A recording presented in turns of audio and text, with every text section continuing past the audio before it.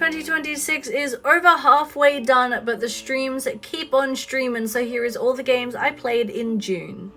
I did take the first week of June off just to give myself a little bit of a mental health break. I had a lot of things going on, so it was a little bit of a shorter month for streams and games, but here's everything we did.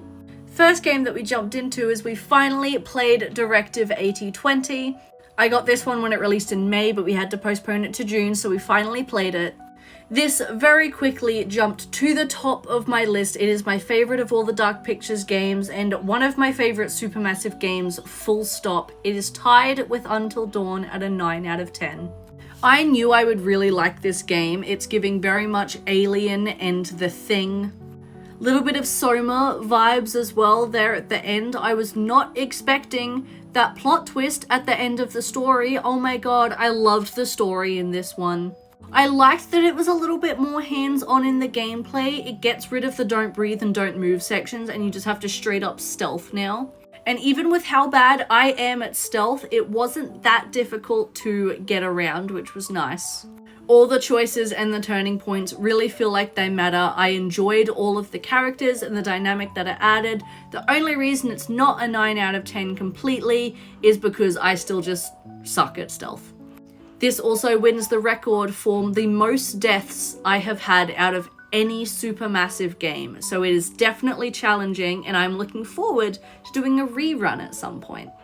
And next was a bit of a random one. We were jumping back into the retro for a little bit with Shadows of the Damned. This game I did not even know existed until last year. I found it in the retro dump bin at my local EB Games, picked up the back cover, and it said psychological action thriller from the director of Lollipop Chainsaw with the director of Resident Evil 4 and the sound composer from Silent Hill, and went, yeah, I have to buy that. This is a very fun, goofy action thriller, so if you like that sort of thing, you'll definitely enjoy this. And I think I liked it about the same as Lollipop Chainsaw, which is an 8 out of 10. Same sort of humor, very goofy, very wacky, completely just out there.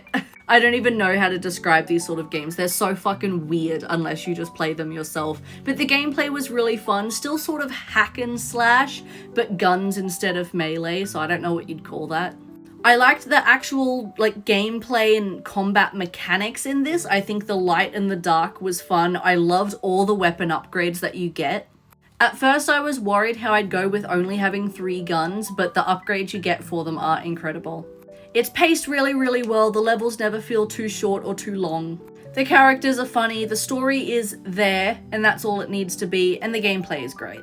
Does dock a couple points just because it does have that stun locking issue that a lot of games in this genre and age range have, as well as the side scrolling sections I just really was not a fan of, but that's a personal preference thing and definitely a skill issue thing. Honorable mention to another game that we did play for a little bit, X-Files Resist or Serve on the PS2.